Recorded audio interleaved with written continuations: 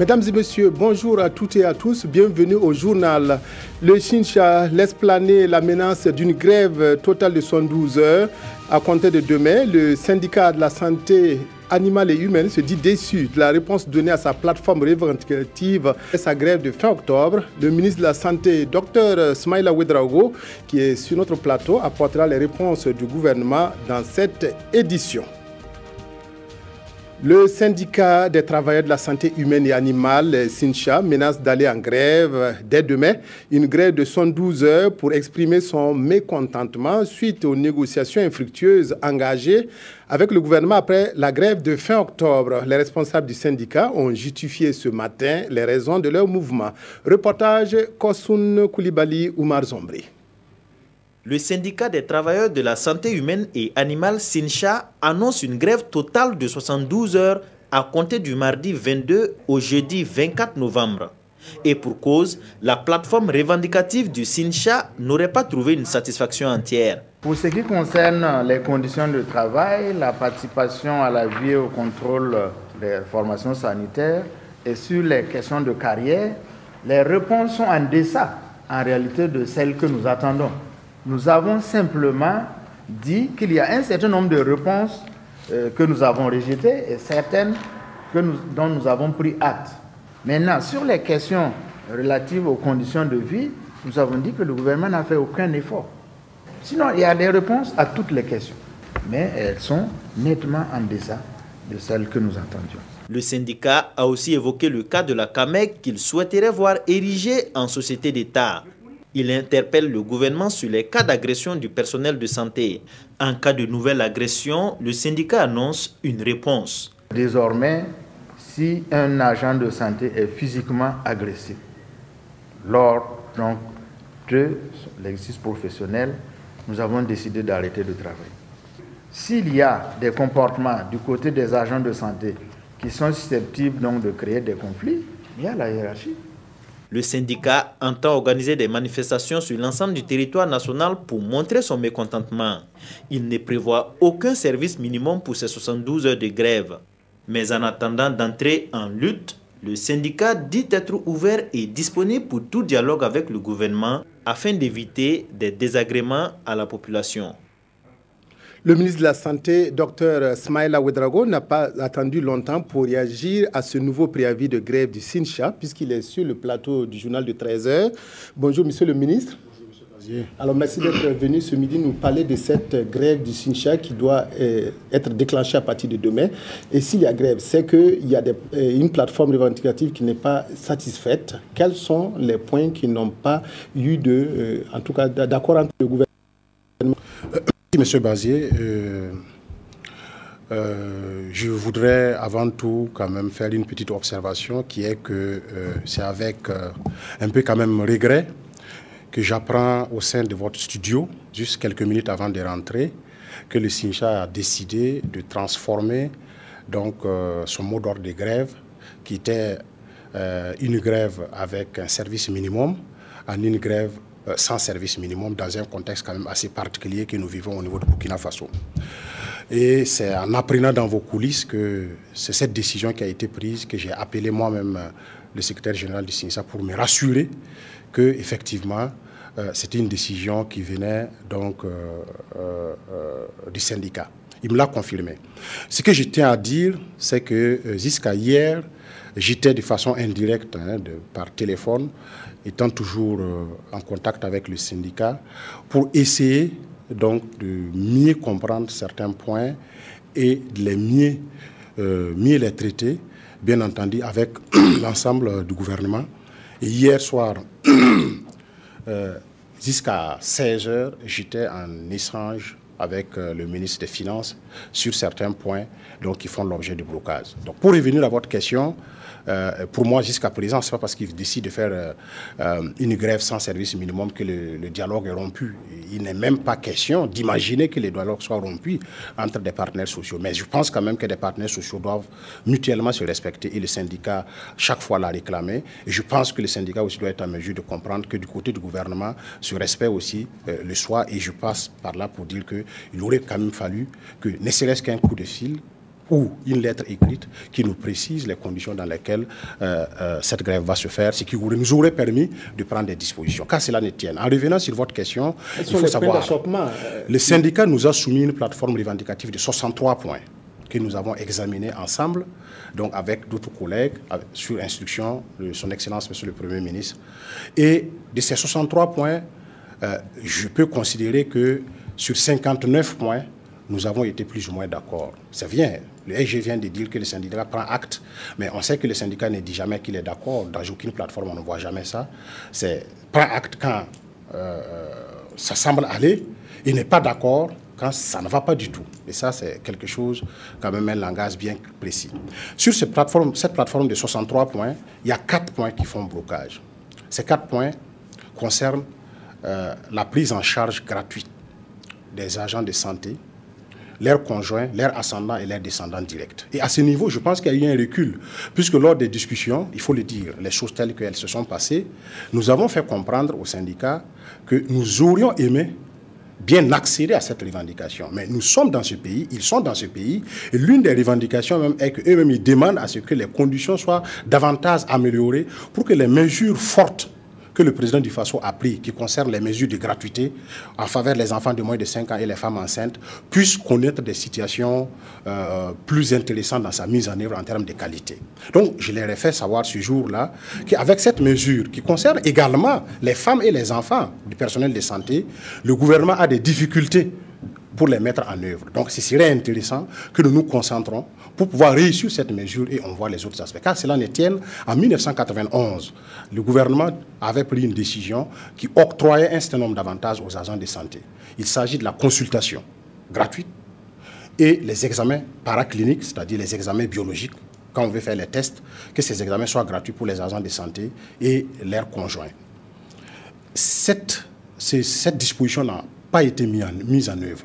Nous avons pris l'engagement avec les syndicats, avec des délais bien précis, que nous allons faire en sorte pour que cette disposition-là, qui est déjà un acquis, nous ne pouvons pas le mettre en cause. Si des gouvernements précédents ont pris des décisions et qui n'ont pas été en mesure de les mettre en œuvre, nous ne pouvons pas remettre en cause ces décisions. Nous pouvons que créer les conditions nécessaires pour que ces décisions-là puissent être mises en œuvre. Et quels sont les autres points? À ce niveau, quels sont les autres points sur lesquels, dans l'ordre du débat, on n'a pas trop le temps, Monsieur le ministre, quels sont les autres points sur lesquels vous nous entendez pas? Débat, je pense qu'à ce niveau-là, on a semblé être en accord, sauf qu'à la veille de la grève, donc après consultation de leur base, ils sont revenus me dire que la base a dit que tant qu'on ne va pas rendre gratuit et les consultations, et les examens paracliniques, et l'hospitalisation et les médicaments pour tous les agents de santé, leurs conjoints, leurs ascendants et descendants directs, ils ne pourront pas revenir sur leur mode de grève. Le deuxième point porte sur, j'ai dit 4 points, mais en réalité c'est 3 grands points. Le deuxième point porte sur les indemnités. Il s'agit des indemnités de risque et les indemnités de garde. Mais sur ces indemnités, nous n'avons aucune objection. Les indemnités de garde, ils souhaitent que les gardes soient payées, les indemnités soient payées par garde. Ce qui me paraît être la revendication la plus juste. D'ailleurs, au niveau du ministère, nous sommes dans une réflexion pour aller dans ce sens. Actuellement, les indemnités de garde sont systématiquement annexées au salaire. Que tu prennes une garde ou pas, ben, tu as ton salaire et tu as tes indemnités dedans. Et il y a plein qui ne prennent pas la garde. Et c'est un problème réel. Alors, deuxième point, troisième point. Pour les indemnités, il y a les indemnités de risque, pour lesquelles nous n'avons pas une objection. Et j'ai dit aux syndicats que nous sommes en train de faire cette réflexion-là, afin que toutes ces indemnités-là fassent partie, découlent de la fonction publique hospitalière, qui est un engagement du chef de l'État, dont 3 fonctions publiques, la fonction publique d'État, la fonction publique territoriale qui vient d'être créée, et il reste la fonction publique hospitalière qui vient compléter l'ensemble. Et dans le cadre de la loi créant la fonction publique hospitalière, toutes ces dispositions-là seront prises afin que nous puissions avoir un ensemble cohérent. Le dernier point, c'est les syndicats voudraient qu'en attendant la révision de la loi 033, qu'on applique la loi 081 au niveau des EPE, des établissements publics de santé. Ça veut dire quoi? Les établissements publics de santé étaient régis par la loi 033. Les fonctionnaires, de façon générale, étaient régis par la loi 013. La loi 013 a été modifiée et ça a donné lieu à la loi 081. Et il y a une autre étape qui consiste à réviser la loi 033. Cette révision n'a pas été encore faite. Donc les syndicats demandent qu'on prenne les conclusions entre griffes de la loi 081. Cette loi-là concerne tous les EPE, pas seulement la santé? Ça concerne tous les EPE, bien entendu. Nous avons fait l'observation. Dans le principe, il n'y a aucune opposition, puisqu'il va de soi qu'après la lecture de la loi 081, la loi 033 soit révisée. Non seulement ça ne concerne pas tous les EPS, mais dans les EPS, il y a plusieurs catégories. Et dans les EPE, il y a plusieurs catégories d'agents dont il faut en tenir compte. Donc, je pense que ce qui se passe actuellement, c'est peut-être de l'impatience, que je peux comprendre. Mais il n'y a aucune objection par rapport au gouvernement, par rapport à l'ensemble des points qui sont posés.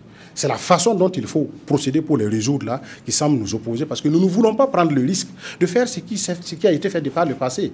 Les 63 points, plusieurs points étaient des acquis qui n'ont jamais été mis en œuvre.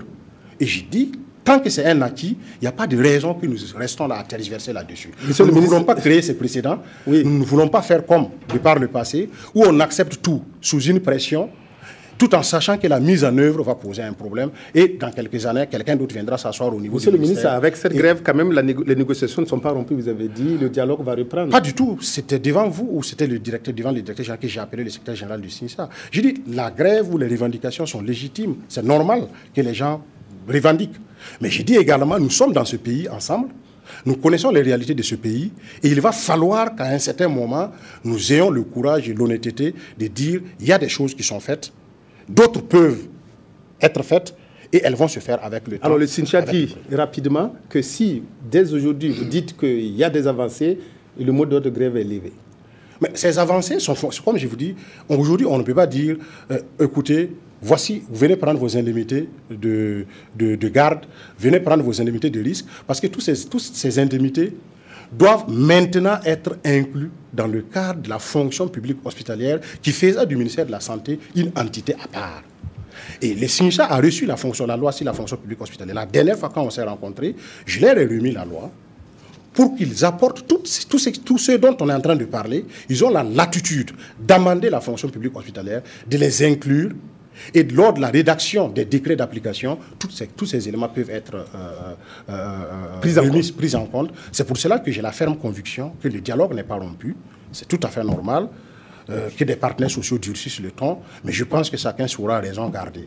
Merci bien, monsieur le ministre. Merci. Mais je voudrais simplement... Pour toutes ces précisions, on n'a plus le temps, monsieur le ministre. On va poursuivre ce journal. Merci d'être venu ce midi sur notre plateau, nous parler de cette grève du SINSA, grève qui sera déclenchée demain si, en tout cas, le SINSA ne suspend pas son mode d'ordre de grève de 72 heures pour réclamer la satisfaction de sa plateforme revendicative. Santé toujours, la mortalité due au manque d'oxygène chez les enfants des pays du Sud, problème évoqué au cours d'un symposium qui s'est tenu à Ouagadougou. Il s'agissait pendant 4 jours de définir des stratégies pour prévenir et lutter contre les gastro-entérites. Reportage Ibrahim Sombier, Zoubaviel, David Dabiré. 6 000 enfants meurent chaque année au Burkina Faso du fait des infections liées au manque d'hygiène, selon le ministère en charge de la Santé. Un chiffre alarmant pour les chercheurs qui réfléchissent depuis ce matin aux stratégies de lutte contre les gastro-entérites. Et sur la question, les scientifiques suédois veulent mettre à la disposition de leurs confrères du Sud le fruit de leurs recherches. On a travaillé sur le virus entérique depuis longtemps. Et chez nous, c'est vrai, les enfants ne meurent pas à cause de la meilleur traitement. Mais aussi, le taux d'infection, c'est le même là-bas qu'ici. Ça veut dire beaucoup d'enfants allant à l'hôpital et beaucoup de pays en Europe maintenant ont mis le même vaccin à son programme d'immunisation. Donc, comme on travaille sur le virus entérique, aussi, c'est bien sûr qu'il faut aussi aller où les problèmes sont plus grands. Ce symposium se veut donc une tribune pour la communauté scientifique de peaufiner les techniques de détection et de diagnostic des virus responsables des gastro-entérites et de définir les stratégies de lutte contre ce qui apparaît aujourd'hui comme un fléau. Des stratégies qui devront aider les décideurs dans la lutte contre ces maladies. Au terme de ces travaux, nous attendons que nous puissions faire le point en matière de stratégie, quelles sont les stratégies, quelles sont les recommandations qui sont mises à jour pour que nous puissions davantage lutter contre les diarrhées à rotavirus. Les recommandations de ce symposium constitueront un référentiel pour la prise en charge de ces pathologies dans d'autres pays à travers le monde. La gestion des ressources en eau et les changements climatiques, 2 mamelles d'un forum régional ouvert ce matin à Ouagadougou. La rencontre va permettre un échange d'expériences pour un meilleur accès à l'eau partout et pour tous. Ces participants viennent du Ghana, du Niger, du Mali et du Burkina. Reportage Nongbakuda Sanoua, Christine Koulibaly. Selon les experts, l'eau est la ressource la plus touchée par le changement climatique. La rendre disponible partout et pour tous dans la limite du contrôle des risques reste un défi pour les acteurs de la sous-région ouest africaine. Vous avez des sécheresses. Au même moment, vous constatez des inondations. C'est extrêmement important que nous travaillions à mieux comprendre, à mieux cerner même ces impacts-là pour mieux organiser la planification et la gestion des ressources en eau. C'est tout l'enjeu de ce forum régional qui se veut un cadre de partage d'expériences pour une gestion holistique de la ressource eau. Très souvent, on oublie que nous avons même une politique communautaire à l'échelle de la CEDEAO en matière de gestion des ressources en eau.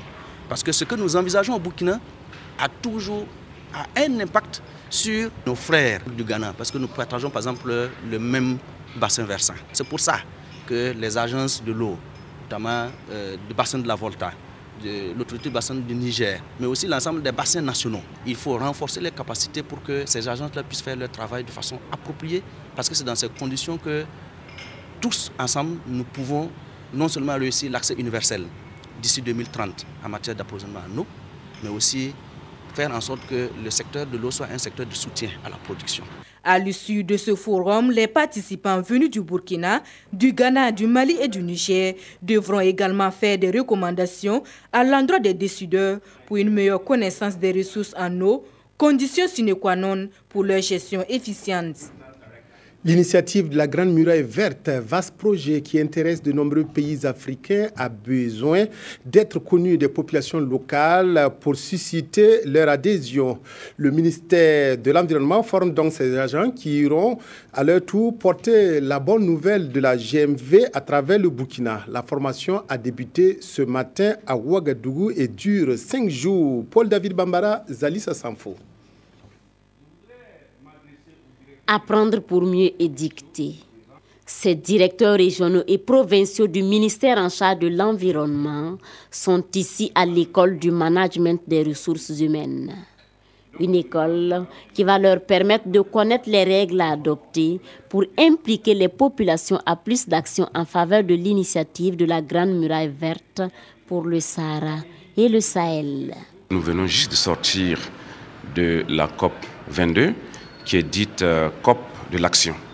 Effectivement, pour être en action, il faudrait que nous ayons sur le terrain des acteurs capables de véhiculer les bonnes pratiques. Cette formation va durer 5 jours et elle va s'étendre à 210 autres acteurs du domaine pour plus de résultats.